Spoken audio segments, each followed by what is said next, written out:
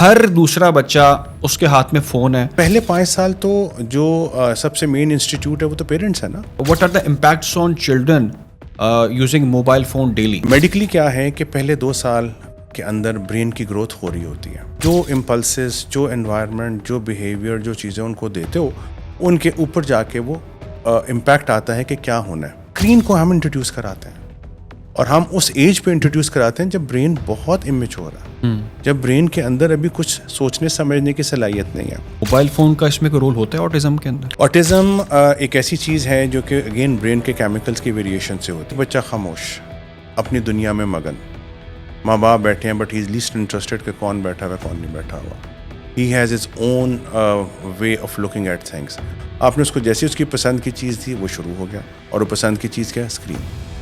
تو یہ ایک طرح سے ورچوئل آٹزم کی طرح کی ایک پکچر بنتی ہے. ایک تھا کہ مائیں بچوں کے ساتھ لوریاں سنانی، ماؤں نے اپنی کوئی نہ کوئی باتیں کرنی. بھول گئی ہیں مائیں. بالکل. مجھے نہیں معلوم کہ کیوں بھول گئی ہیں. کیونکہ اب آسان چیز مل گئی ہے، موبائل فون دیا اور ماں نے کہا کہ بس اب میری جان چھوڑو، اب اس موبائل پہ چپ ہو جاتے ہیں تو لے لو فون.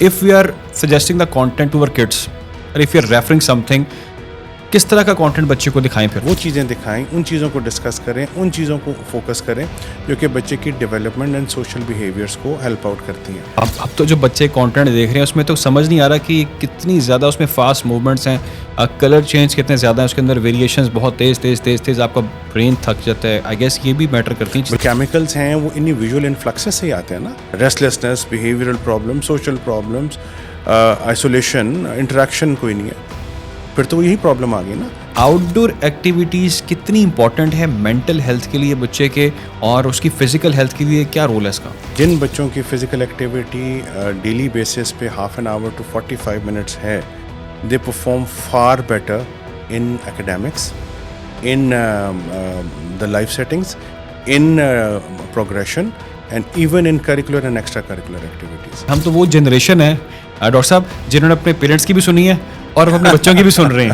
آپ اچھے ہیں نا، آپ اچھے نہیں ہیں، آپ کے پیرنٹس بہت اچھے ہیں جنہوں نے آپ کو اتنا اچھا بنایا.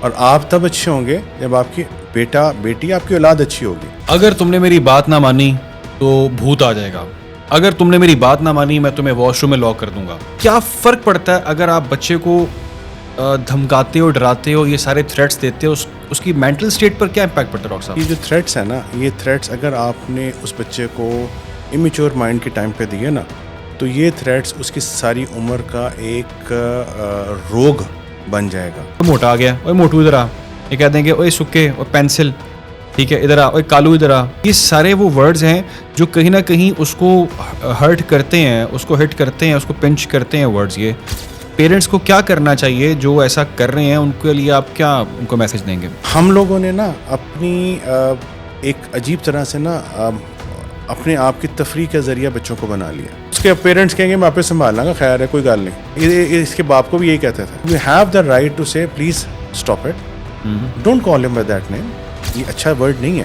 کیا یہ ورڈ آپ اپنے لیے سننا چاہیں گے؟ پیرنٹس کی کاؤنسلنگ سب سے پہلے ہونی چاہیے، ہاں، بجائے اس کے بچے کو بلیم کریں کہ بچہ بڑا گندا بچہ ہے، is very bad boy and all that. We are responsible for that.